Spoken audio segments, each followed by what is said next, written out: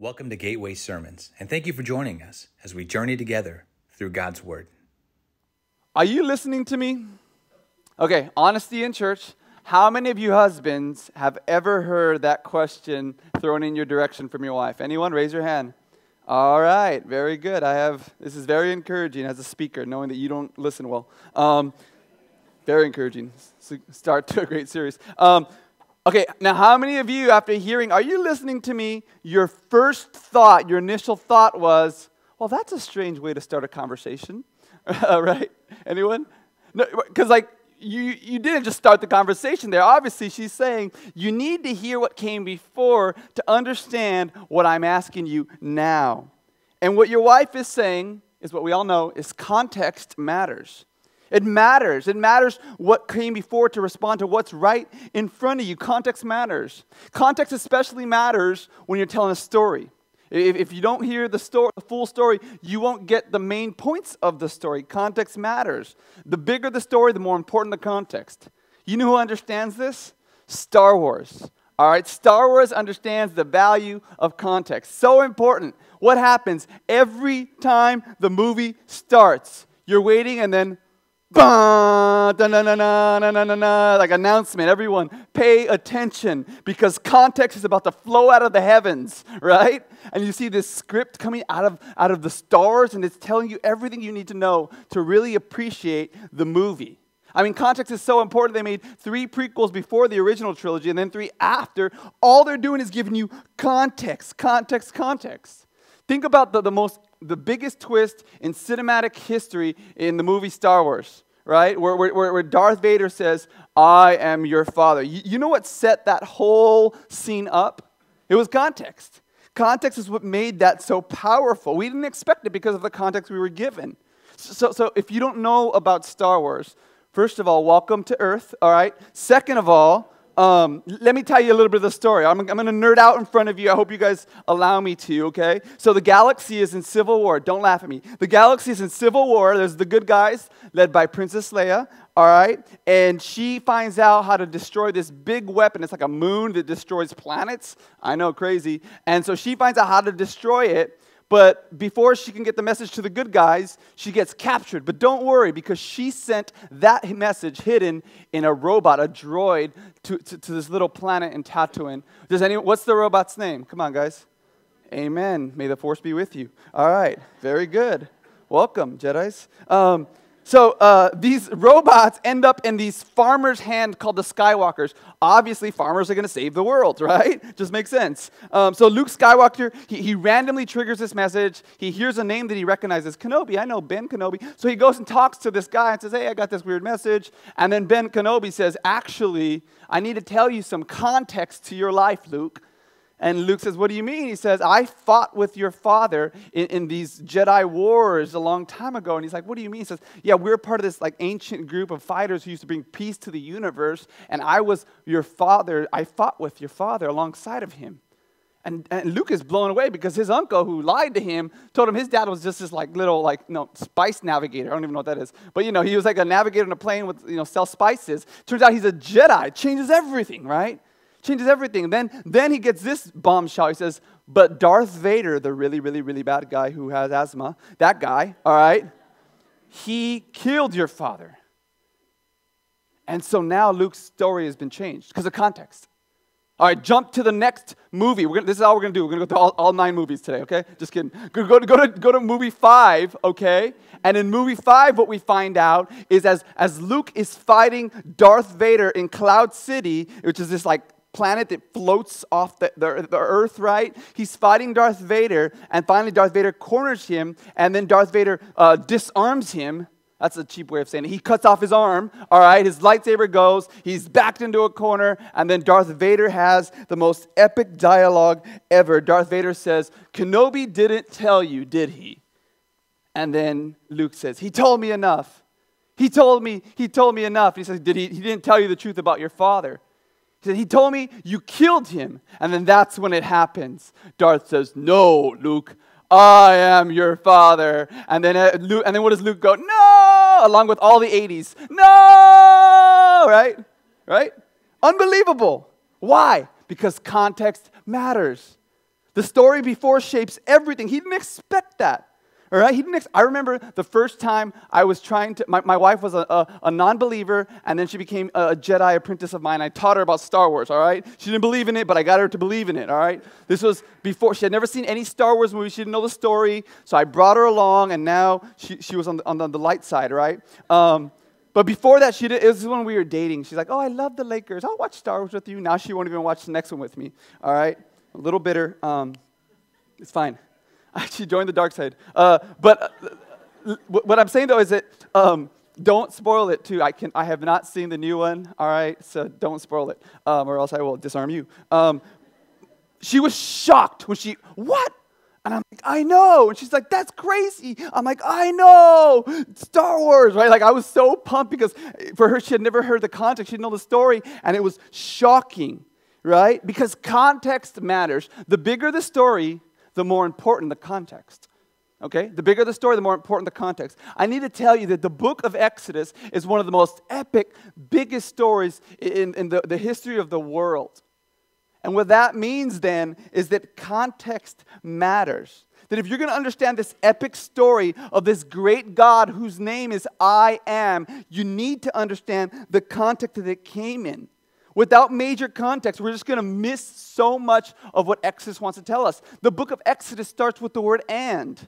No one starts a story with and, right? You start with a complete sentence. But the reason it starts with the word and in the Hebrew is it's trying to tell us, there's a whole nother book that came before that you need to understand. And here's a list of their names that if you don't understand who these people are and why they are significant, you're going to miss everything.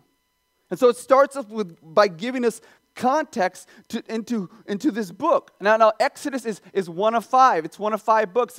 The word Pentateuch, which is what this collection is called, this collection of book is called, it just means the 5. And Exodus is book number 2.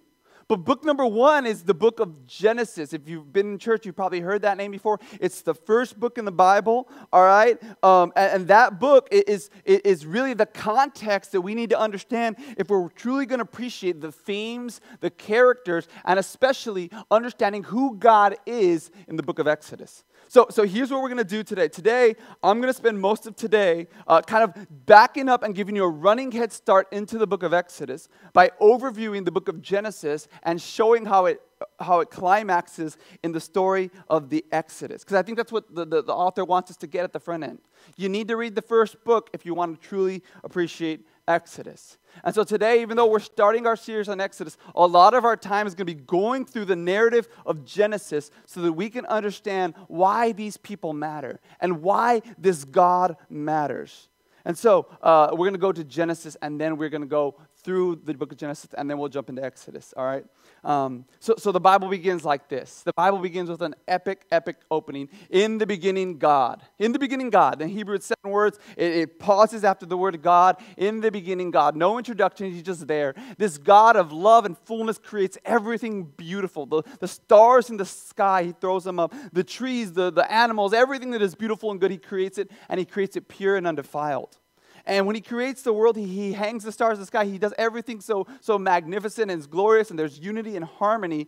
And then the last thing, His crowning achievement, is you and I. He creates humanity in His image, the Bible says. In Genesis 1, it says that He made man in His likeness, in His image. And we are the last piece of the created order. Now, this is kind of important to understand. In the ancient world, when a god was making a temple, the very last thing the god would put in that temple, at the center of the temple, was a statue that showed everybody what that god looked like. So here is God who's created the heavens and the earth, which is His temple. His presence flows throughout the whole cosmic universe. And then the very last thing He places at the center of the universe is humanity. And He says, you're my statue. You go and represent me to the universe. You go and reflect my goodness to this universe. Harness the gifts that I've given to you and make the world know my glory. And so right away in chapter 1, verse 26, the Bible says that when God makes man in His image, He gives them this very particular command. He says, you're made in my image, and then God says to them, be fruitful and multiply. fill the earth, subdue it, have dominion over it. He's saying, spread the world with my glory, all right? Be fruitful and multiply. Have babies, have lots of children, all right? That's my favorite verse in the Bible. Have lots of babies, all right? Every Mexican says yes and amen. Yes, that's our favorite, that's our life verse. We love having babies. Yes, Lord. Be fruitful and multiply and fill the earth with my glory is what he says. All right, and so Adam is given this charge, and Adam is placed in this garden. This garden is paradise, and the job that Adam is given is make the rest of the earth look like this garden, perfect and full. Now, something happens. We know what happens. What happens is these people who are made in God's image rebel against him. God places a tree, says, don't eat of it. They eat of it, and suddenly the whole world is broken apart. This serpent slithered in and convinced them that they should rebel against God. The serpent is the satanic, demonic forces of God fighting against God, and at some point there's an angel who was created who fell from heaven, and now he hates God, and he actually deceives and gets humanity on his side against God. And so sin enters, and suddenly everything that was beautiful, harmonious, and unified begins to become fragmented, broken, and decaying. This world that was meant to be this beautiful habitation for God's creation has now become uninhabitable in some ways, where now it promotes and creates a context of death. That's why there's disease and war and racism and poverty and divorce and disasters. It's because of this cosmic rebellion. This happened. And so the first thing that Adam does, he runs and he hides. He goes behind a bush. He makes some fig leaves for clothes, and he's naked and he's ashamed. And when God calls him on it, he says, it's the woman you gave me, all right? So he has like a double, he's like, it's not me. You're not that good of a creator, right? So first of all, he's blaming God, then he's not taking responsibility. And then Eve says, no, it was the snake that made me do it, right? Satan made me do it, okay? And so everyone is blame shifting. Everyone is saying someone else is the reason why I am naked and ashamed in this garden. And this is what we do when we sin. When we sin, our natural inclination is not to take responsibility and say, you got me, I own that, I messed up, I'm sorry. Our natural inclination is to come up with a whole list of reasons why we are exonerated from the accusations, right? Our natural inclination is, no, I didn't do that, I didn't intend that, that's not what happened. And that's exactly what Adam does. Reminds me of a story I heard of this drunk guy who stumbled into the bathroom, and his wife and him had been fighting because he had been drinking too much at the bar and getting in fights, and he did it again. And so he's all beat up, and he's looking at his face in the mirror, and he's trying to cover these bumps and bruises that he received from the bar fight earlier that night.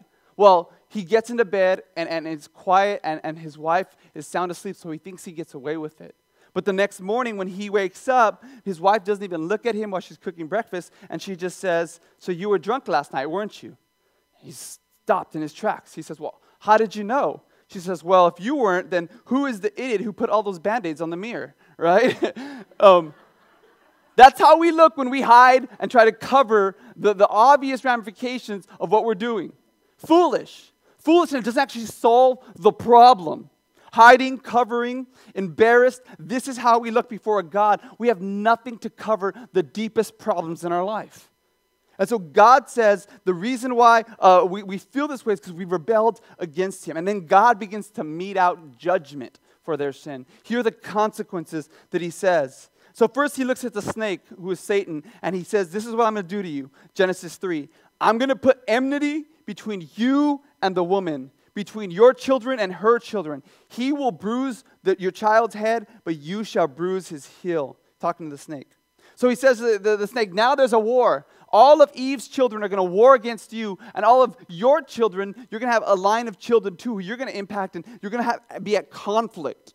Okay, it's going to be important. And then he looks at Eve, and here's what he says to Eve. He says, I'm going to multiply your pain in childbearing. In pain, you're going to bring forth children. Your desire will be contrary to your husband, but he's going to rule over you. So what Eve's consequence is, okay, it's going to be painful to have babies. All right, and once a month, every woman knows that, amen, this is painful. It shouldn't be this way, right? And that is a part of it's attached to this idea that it was not supposed to be painful to have babies, to flourish. And so what I want you to kind of see, though, is what was the command that Adam and Eve were given? Be fruitful and multiply, fill the earth with my glory. And now what is the consequence? It is painful to have children. In other words, the consequence is doing what you're supposed to be doing is now impossibly difficult apart from God. Being a human being hurts and is difficult because you have entered into sin against God. The thing you were called to do, be fruitful and multiply, now comes at great cost. You see that? Having children, filling the earth, obeying God is difficult. He says, your desire will be contrary to your husband. What was Eve's job? She was a helper. And now she don't want to help. She wants him to go away, all right? She wants to run the show, and that desire is part of the fall.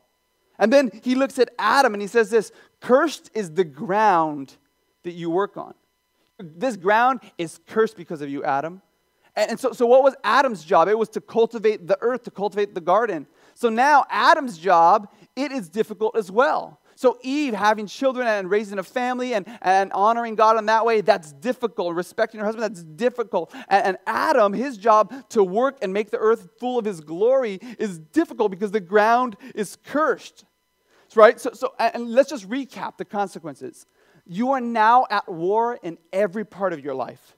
Spiritually, you are at war. Your spiritual life has been devastated by this. Your family life has been devastated by this. Your marriage, your work, your whole life, every sphere of life has been touched by the curse and judgment of Adam's sin. And it's very depressing when we see Genesis 3, how we rebel against God. But there is a promise that is given, and it's so important that we hear this promise. It's given to the woman. And the promise is this. He says to the woman, I'm going to give you a child, and he's going to bruise the head of the serpent, but you're going to bruise his heel. This is the one day there's going to come a child who's going to stomp on the head of Satan. And it's going to hurt that child. But at least the snake's going to be dead. The rebellion's going to be put down. So we have this glimmer of hope that God is not done with this people, even though they've rebelled against him. We have this glimmer of hope that God still loves his people. In fact, he goes and he covers their shame by creating clothes for them. This is a way that by sacrifice, God will cover the nakedness of his people. And right away, chapter 4, we begin to see the consequences of what happens because of this rebellion against God. Right away, the first two children they have, Cain and Abel, Cain murders Abel. All right, so if your kids are always fighting, it's as ancient as Cain and Abel, okay? Literally, Cain, the older brother, is jealous of Abel and he murders him. And then Cain has some kids, and one of Cain's kids is really violent. He even boasts about it. His name is Lamech. He makes songs about how much more violent he is than his dad. And then after Abel goes into the grave, it seems like maybe the seed of Satan is won, but what God says is, I'm going to give you another child named Seth, and that means appointed. And then through Seth's family line, another kid named Enosh comes. And here's the thing about Enosh, his name means human. So it's almost like God says, look, I'm not done with humanity. I'm starting fresh again. And what you're going to see throughout the whole story of Genesis is when we sin, God says, let's start again. Let's do it again. Let's see if we can go at it again. Let's try it again. Let's go again and let's go again. And no matter how many times he repeats and restarts, again, they end up where they began, which is shame and naked brokenness. And I can't help but see parallels to my life, maybe you too. How many times have you said, I'm going to stop that, and then you find yourself, you're here again. You're here again. This is the story of the whole Bible. It's our story. And so finally, the whole world becomes so full of influence and violence. The whole world is full of darkness that the Bible actually says in Genesis chapter 6, God regretted that he had made man on earth because every intention and thought of their heart was only evil. That it's evil. And so God says, I'm going to blot out man whom I have created from the face of the land, all the animals, the creeping things, the birds of heaven, because I am sorry that I made them. But one man, Noah, found favor in his eyes. So here's what we get. We get the violence is growing. God's regret grows. And he says, I'm going to judge the earth.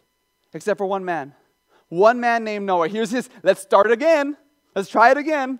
Here's that, right? Noah, he's this favored one. And he's given a promise. And God says, I'm going to flood the earth. And when I flood the earth, Noah, I'm going to start over with you. All right? I'm going to start over with you. Now, let me say that a lot of us who grew up in church, we've heard the story of Noah so many times, and unfortunately, we've kind of butchered the story because it's one of our favorites to tell in Sunday school. You know, we even paint our nurseries with Noah's Ark. You can even buy like little play sets where, you have like, an elephant and giving a piggyback to a giraffe or something. You put it in your child's bath, which is terrible because that does not look like the flood, right? You know what I'm saying? But like we do these weird things where we teach our kids that this is a playful story when in reality it's like top 5 judgments that God ever placed on the earth. Like that story is not a happy story. That story is how God had to kill the whole world because everyone was evil and rebellious against him. And he had to start again. We do this sometimes with kids' stories. I don't know. We sanitize kids' stories. We sanitize them. We do. We wipe them up and then present them to kids because sometimes the themes are too mature. Like Cinderella. You guys know the original version of Cinderella? Actually, what happens to the stepsisters is when their feet can't fit in the slippers, they mutilate their feet. All right, and then their eyes are pecked out. I know, don't tell your kid that one before nighttime. Or Little Mermaid. You know how she loses her voice? Ah, that's not true. Actually, they took out her tongue and she couldn't talk. She exchanged her tongue for feet. Yeah, I know, a little more gruesome, right? I'm not even going to tell you what Sleeping Beauty is really about. All right, I'm not even going to tell you that one. But let's just say that it wasn't charm that got him that kiss. You know what I'm saying? I'm going to leave it there. You can Google it, all right? What I'm trying to get you to see is we sanitize and clean up stories, but when you get to the real story, it's actually a lot dirtier and more mature than you realize. That's Noah. That's the story of Noah's Ark. It is salvation through judgment. And it is a dark scene where God regrets that he made humanity. And what we find out is that the world has become so broken that only one person has the hope of the world on his back.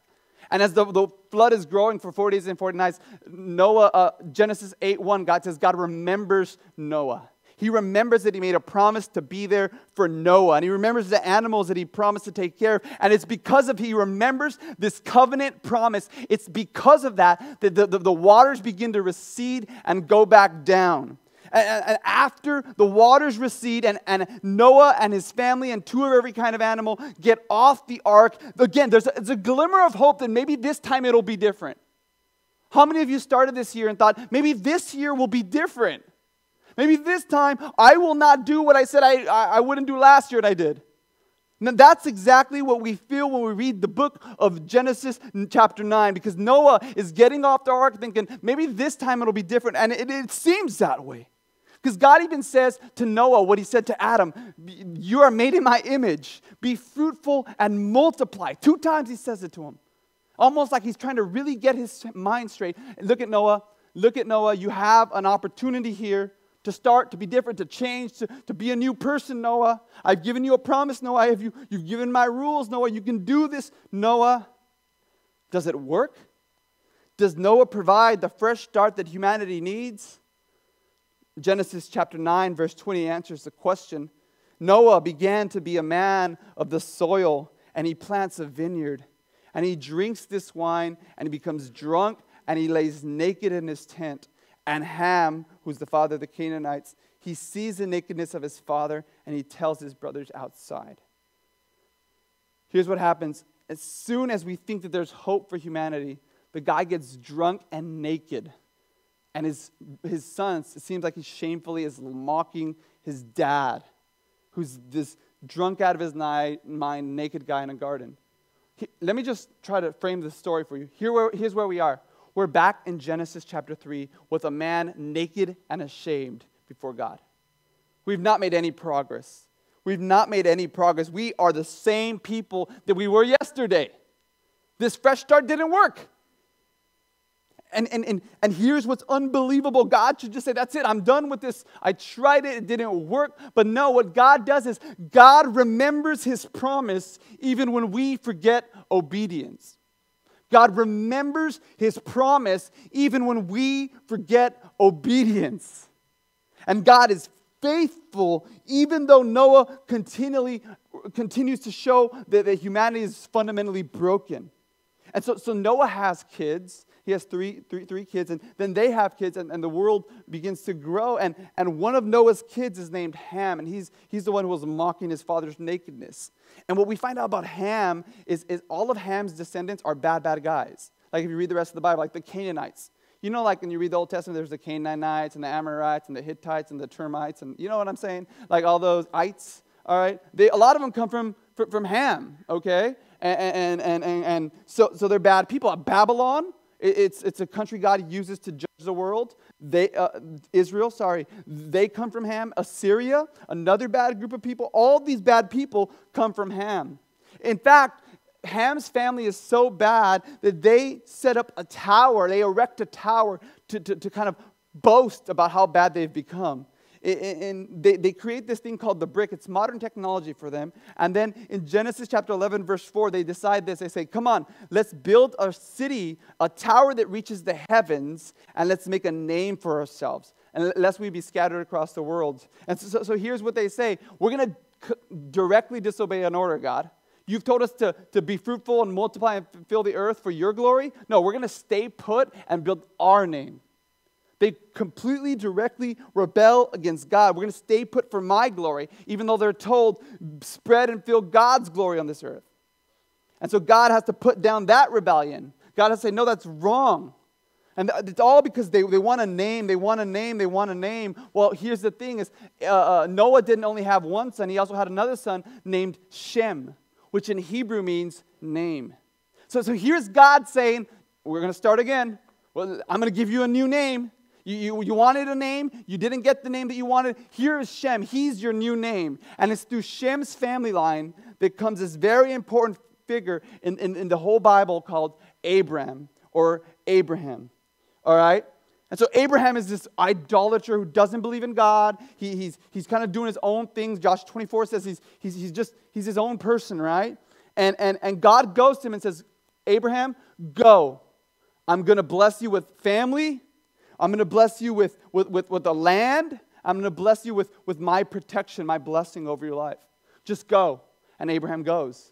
And Abraham is given this promise that through his family line, the whole world will be transformed.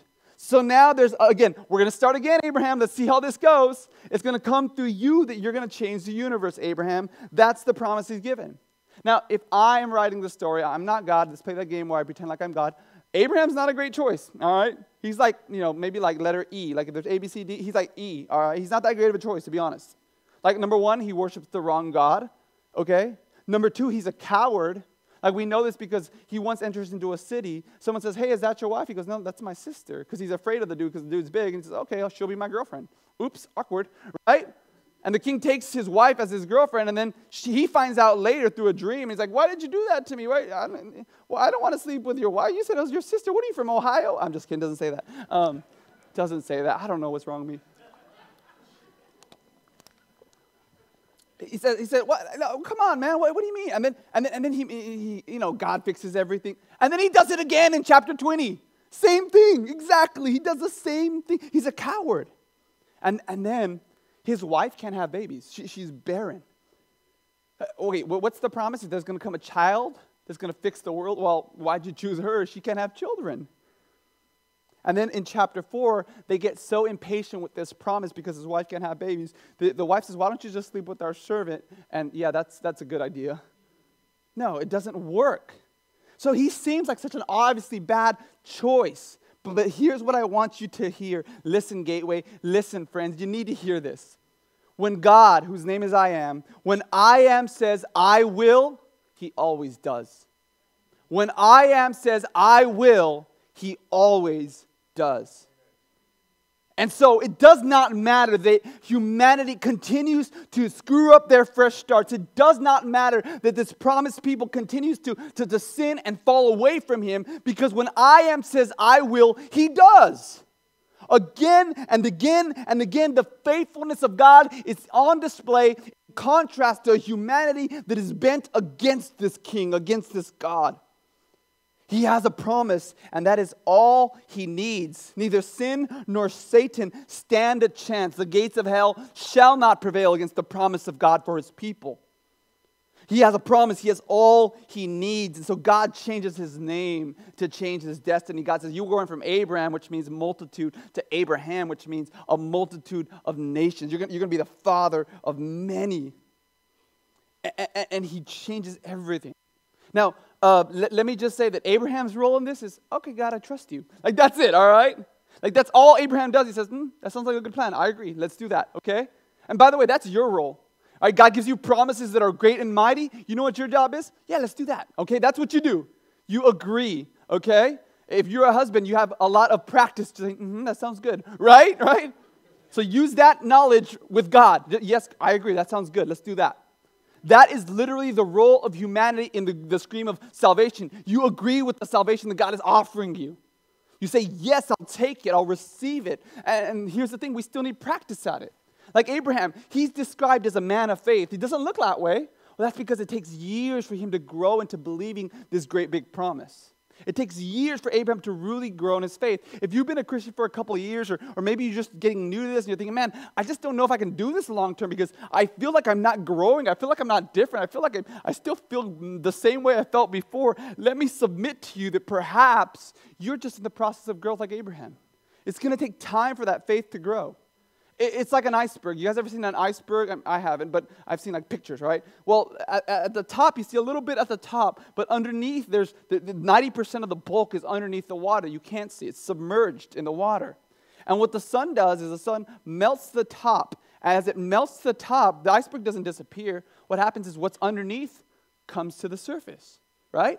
And so forever, these icebergs are just, they look the same, but really what's happening is the top is being melted off, and then what's really underneath the surface is coming to the top. This is the process of God sanctifying us, of God growing us, of God changing us. If you feel weary and tired because you feel like I'm still the same person, let me just say, you're an iceberg. God is melting off the ugly parts of our lives, the bad character, the bad virtues, and all that's happening is new stuff is come up so you can deal with that.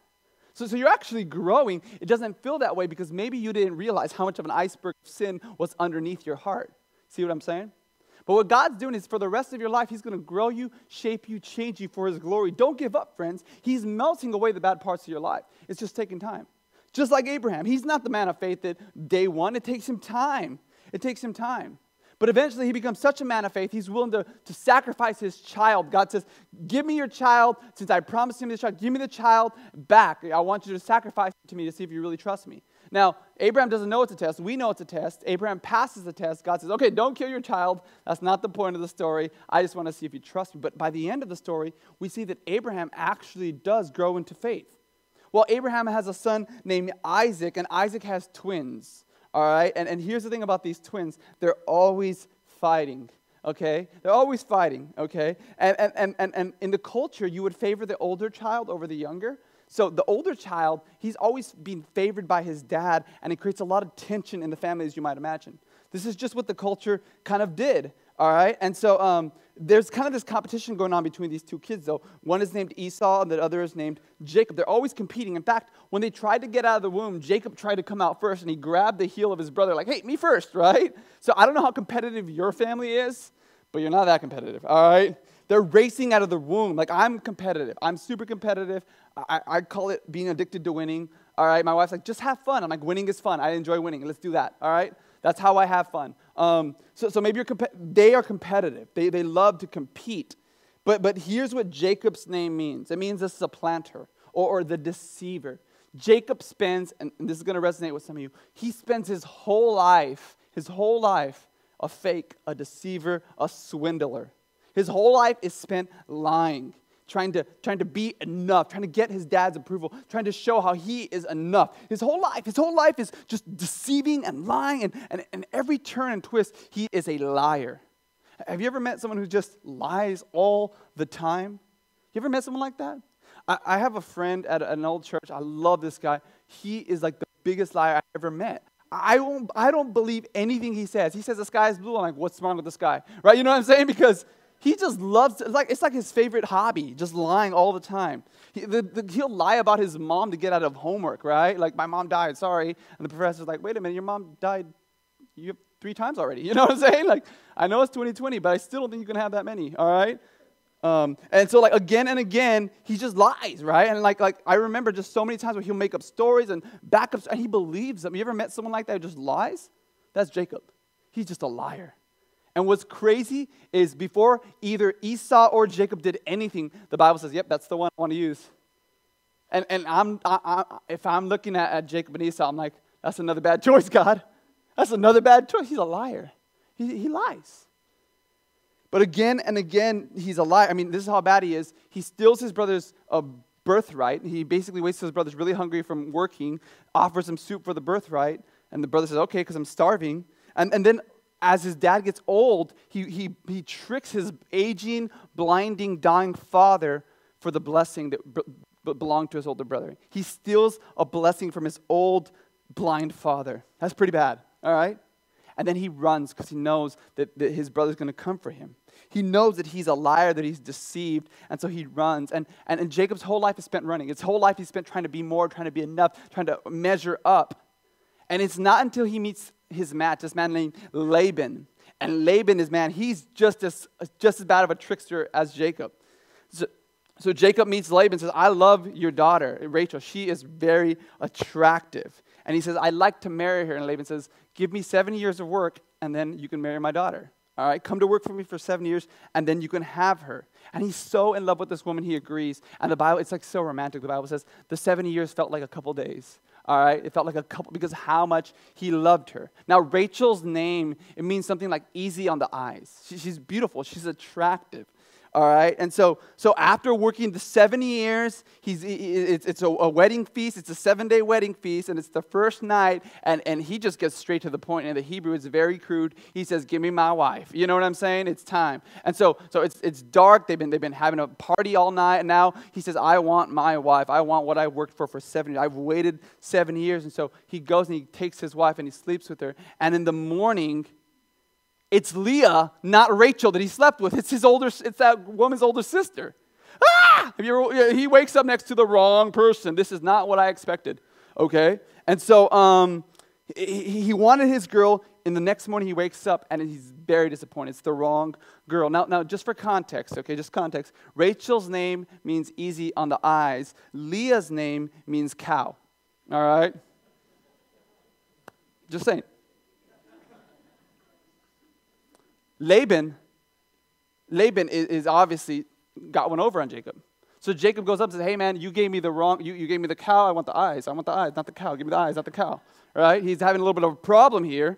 And here's what Laban says. It's such a good story. Here's what Laban says in Genesis chapter 29, verse 36. He says this, "It is not so done in our country, the younger before the older." Jacob's whole life, he's heard that. His whole life, he's been told, this is not how we do it here. The older always gets first. The oldest always is blessed. The oldest always is loved more. You know this, Jacob. And it's like a smack in his face because he thought he finally got free of that. He's been running from it, and then he falls in love. And this man who tricks him says, I don't know how you do it, but in our country, the older always goes before the younger. And he's so wounded by this statement that he says, fine, give me the younger. I don't care. What do I have to do? He says, 7 more years of work. I agree. But he's not even in his right mind because he's so ashamed of his past. He's so embarrassed of his deceiving. He's so embarrassed by how many times he's turned his back on God to try to get his own because he doesn't believe that God loves him. I need to say that some of you, you've been living your whole life working for approval, working for love, working for affection, working to feel like someone sees you and cares about you. And all you've heard your whole life is that's not how we do it here. And so you're running and you're running and you're running. And like Jacob, you continue to make foolish decisions because you cannot bear the weight of being told one more time that you're not enough. It's Jacob's story. It's not how we do it here. So he finally gets his girl. And he hasn't learned his lesson even still because he knows how much favoritism hurt him. But guess what he does? He starts to favor the beautiful wife, Rachel, over Leah, his first wife. And that begins this whole competition. This is the scene of the Bible I call baby wars, all right? This is baby wars. And what happens is each of these women is going to try to outdo the other women by having more babies for him. To encourage, like, I had a baby and they're trying to compete by having children. And here's how you're going to know the importance of this story. You got to know the names. The names in Hebrew have meaning, okay? Think about designer clothes, okay? Prada, Louis Vuitton, Ralph Lauren, or my favorite, J.C. Penney. All right, you know what I'm saying? You gotta look good on a budget, you know what I'm saying? J.C. Panay. That's my favorite designer. But if you're balling and you got the real brands, here's what you know about designer brand clothing, all right? You know that names have value. You know that, right? That's why you pay the money, because there's quality, there's weight. You wear it proudly because name means something. You're as good as your word. You're as good as your name. To have a name, a good name, really takes hard work. Some of you, you've been working your whole life in a certain industry, building your name. So when people deal with you, they know exactly what they're getting. They know they won't get over on you, and they know and they have respect because of your name. So we understand the importance of a name, right? Names matter. Let me give you another example. If I say the word Sanders, well, that's a name. What comes to your mind? For some of you, you think socialist. For some of you, think finger-licking good chicken, all right? Colonel, which they're actually kind of the same if you think about it. Both like really crazy old men, all right, with like high-ranking status. One's a colonel, one's a senator.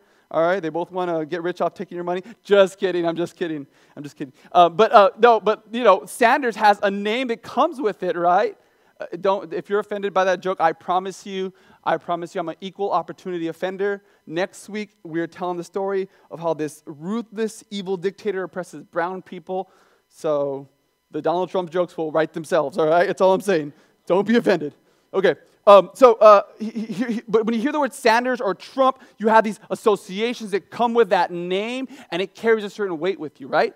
Now we understand this, but what we don't understand in our culture is how in that culture, it had nothing to do with what you had lived and done. You were given a destiny from day one. You were told from day one, this is who you will be. Now, most of us can work for our name, and we can appreciate that. But if you're talking from day one being given a name, that's pretty harsh. But that's the way it worked back then. So as we're going to hear the story of Jacob's children, I'm going to tell you their names because that's where the story really unfolds. So God feels bad for Leah, the one who's not as loved and attracted, and he gives her a child, and she names him Reuben. And Reuben's name means, look, a son. And what she's saying is, God has seen me, and now I'm hoping my husband sees me. Look, a son. Nothing. So then she has another child, and his name is Simeon. And Simeon means, he's heard me, in reference to God. God has heard my brokenness. I hope my husband hears me. And then she has another child, and his name is Levi. And the name Levi means attached. And here's what she's saying. God, you're attached to me. I hope my husband will attach to me.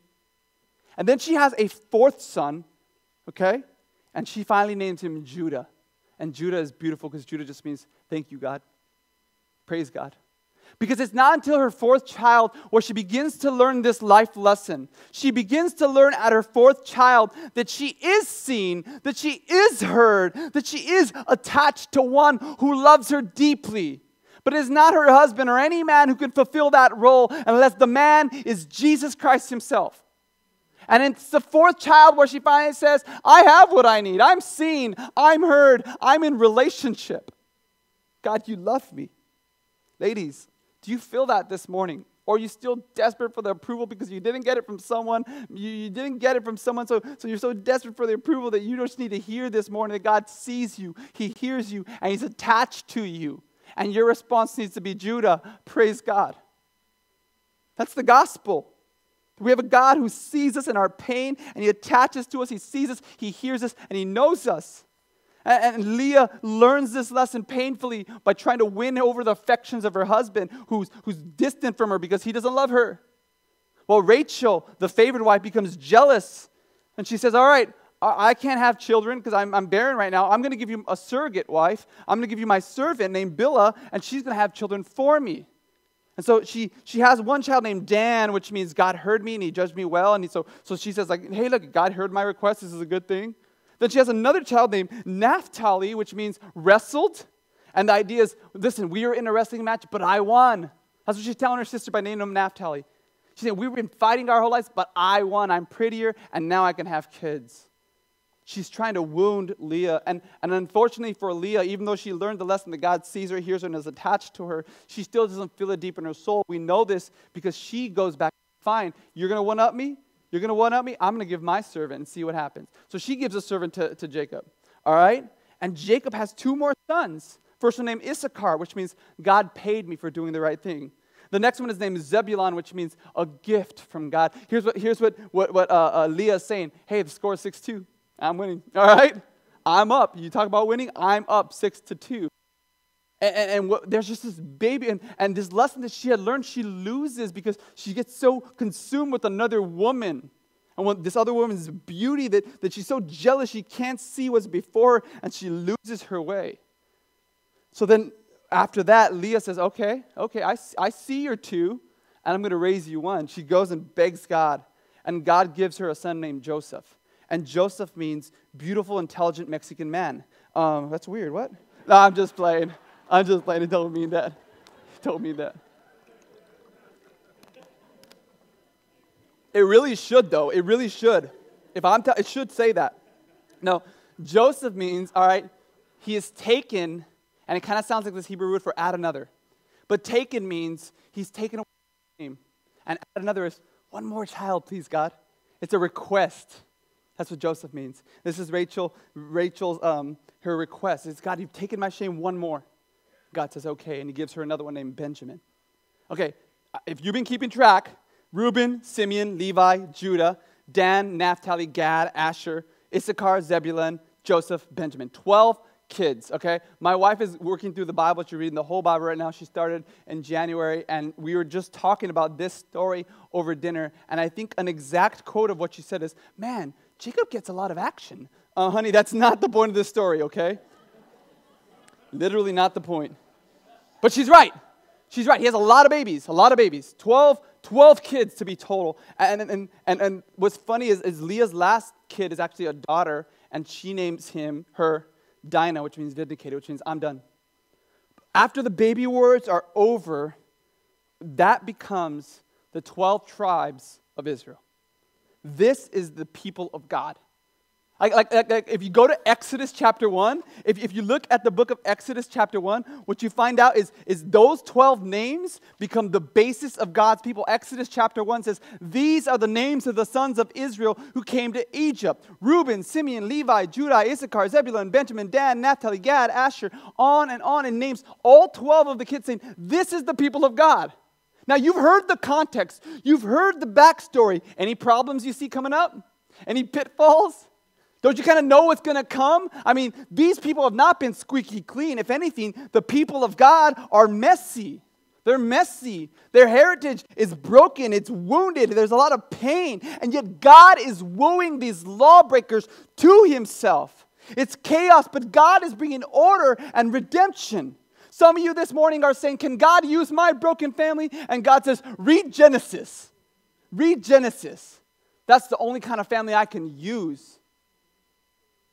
Exodus is a story where God is faithful to an unfaithful people who continue to say, let's try it again, let's try it again, let's try it again. And there's chaos, and there's disaster, and there's brokenness, but there's a God who has his heart set on them. And it's because of this that God is going to save the world through these people. And so they're in Egypt now, and they're called the sons of Israel. And some of you are saying, well, where did that come from? Well, that comes from Jacob. See, Jacob, after he has all these kids, he finally wants to go back home. And on his way back home, he actually wrestles with God. And as he's wrestling with God, God says, let go of me. He's wrestling all night with God. God breaks his hip and says, what is your name? Which is a way of saying, say uncle, give up, let go of me. But Jacob will not let go of God. He will not let go of God. So Jacob says, what's your name? And it's in that moment that God decides to bless Jacob, because Jacob is wrestling with God and wrestling with God all night. Do you know why Jacob is wrestling with God?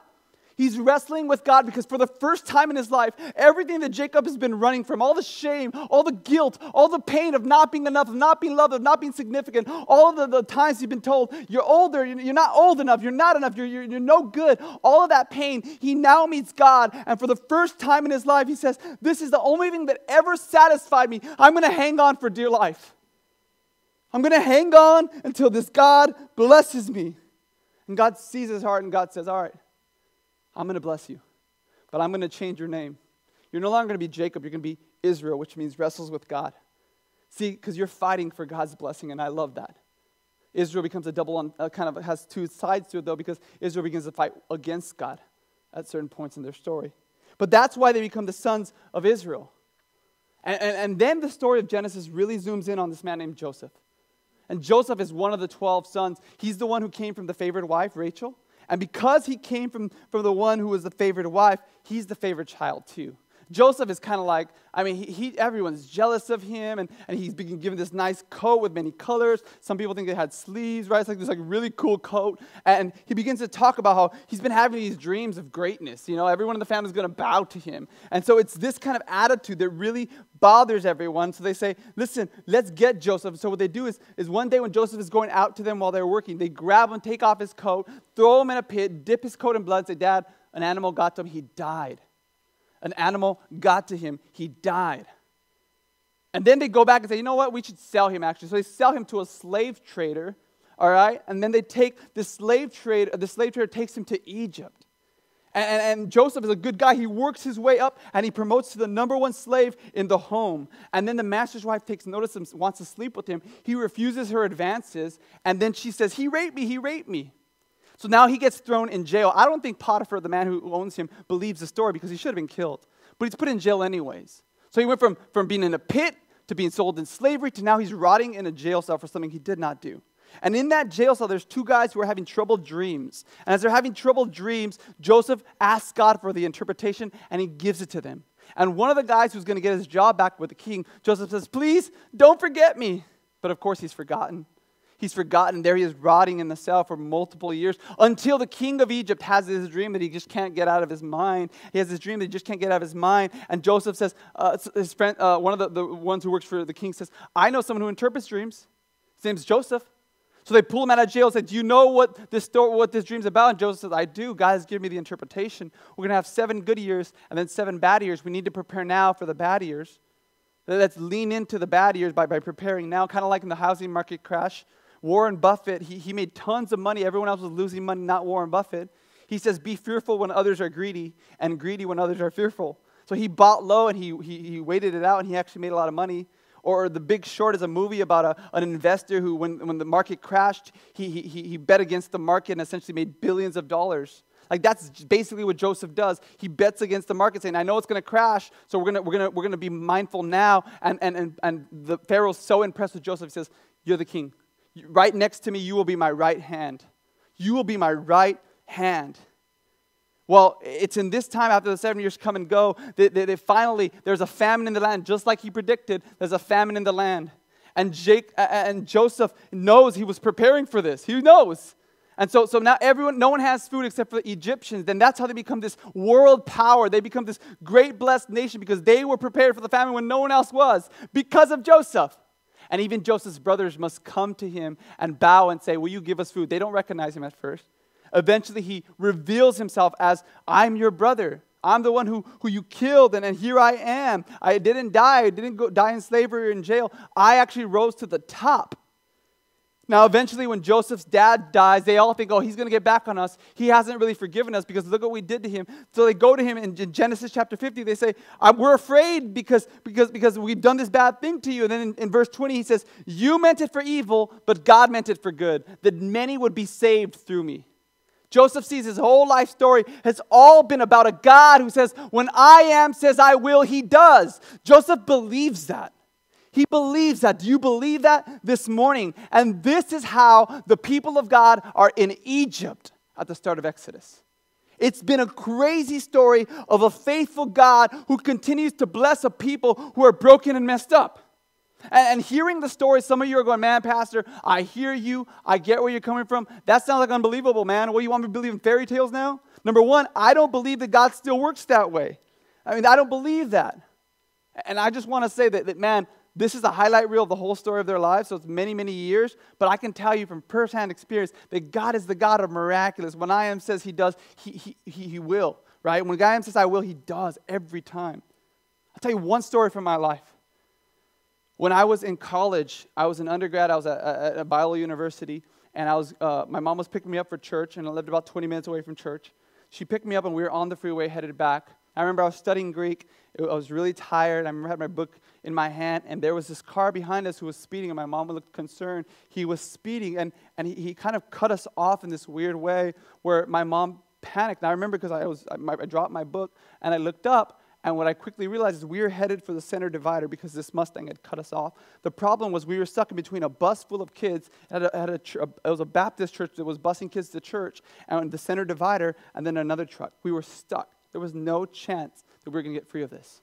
So my mom shrieked and said, Joe, and she grabbed me and turned the wheel. And suddenly, now we're not headed towards the off-ramp. We're headed towards the middle of the freeway. We went across 4 lanes on the 5 freeway, if you know where that's at. 4 lanes, missed every car, just totally missing every car. While in the diamond lane, there was a car that was speeding, and my mom missed it, and she yanks the wheel this way, and suddenly the car begins to flip. And the whole thing was like slow motion to me. I remember as soon as we hit the window, I was above my mom. My mom was down there, and we're sliding backwards now, looking at oncoming traffic. As soon as we hit impact, glass shattered up. And I remember this is what I did. I felt so helpless in that moment.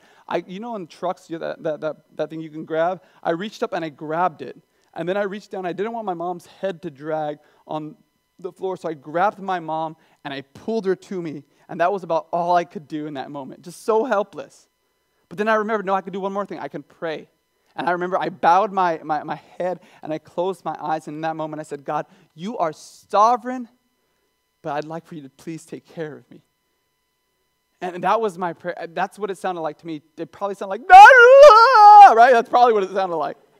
Let's be real, okay? But to me, it was like really cool. Like, God, I'd like to speak with you right now if you have a moment, okay? But I was panicked. And I opened my eyes and the car halted. And then it was crazy, man, craziest scene of my whole life because, I'm trying to get out, trying to kick the window out. Cars are zooming by, so I'm freaked out. We're going to get hit a second time. Stuff's leaking out. Trying to get my mom out, okay? And so what I did is I was above my mom, so I took off my seatbelt. And then I'm hovering over my mom now. And so I opened the car door above us. And when I opened the car door above us and I got out onto the side of our car on the freeway, you could see cars like backed up for miles on this 5 freeway, just everywhere, like traffic jam, like just crazy backed up. And I got up onto the car on the side, and I looked up and I said, "Behold!" I'm just kidding. I didn't do that. No, I didn't do that. God says, I'm just playing. I was like, oh my gosh. And I remember this guy got out of his car. He's like, what the? You know what I mean? I'm like, I know. I'm the guy who's, it was great. Not a scratch on us, though. Not a scratch on us. My mom actually had to go to the hospital just to check things out, but nothing happened. In fact, I got in a tow truck. We towed the car to my house, and we left it there. I went to church because I was a good Baptist. You don't miss church. I don't care if you got in a car accident, all right? Show up at church. That's true. So don't you dare tell me that you woke up late next Sunday, all right? You know what I'm saying? Did you get in a car accident on the 5? Show up to church, and then they asked me, I asked actually if I could sing a song, and I sang Mighty to Save. Sometimes this day I still weep at that song because I felt the mighty power of God to save me. After singing the song, I went to the back of the church. My dad was the pastor, and I wept in my dad's office because I realized God had miraculously intervened in my life in that moment. Crazy. I wish that was the crazy part of the story. That's not. Here's the crazy part of the story. A month later, my mom is telling of the stories of how great a God who can save like that is. And she's telling her coworker, and her coworker says, "You are kidding me, stop." She says, "What day was it?" My mom tells her, and the coworker starts to weep. And my mom says, "What's going on?" She says, "You're not going to believe this. We got to call my husband right now to verify this."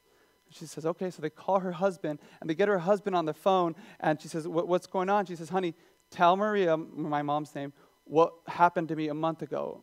What do you mean? He says, "Remember at night?" He said, "Yeah." So a month prior to any, or 2 months prior to any of this happening, she says, I got this dream one night, and this dream was of this car accident, and it freaked me out, and I woke up, my husband said, "We need to pray for this."